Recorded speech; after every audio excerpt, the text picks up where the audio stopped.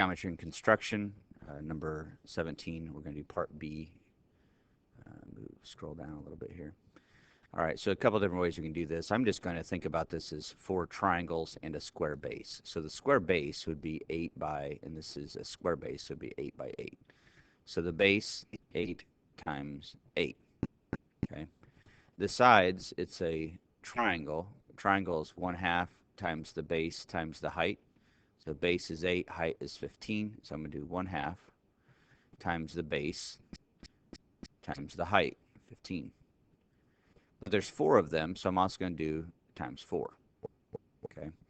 8 times 8 is 64. 1/2 times 8 is 4. 4 times 4 is 16. 16 times 15. 16 times 15 is 240. So 64 plus 240 would be 304. Okay, now I did a lot of that in my head to be feet squared.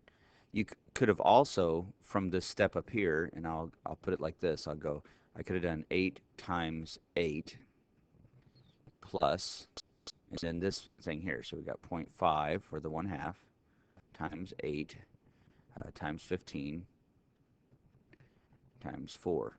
And let's also see if I did the math in the first one right, since I did a bunch of it in my head. But notice I can type the whole thing in at once.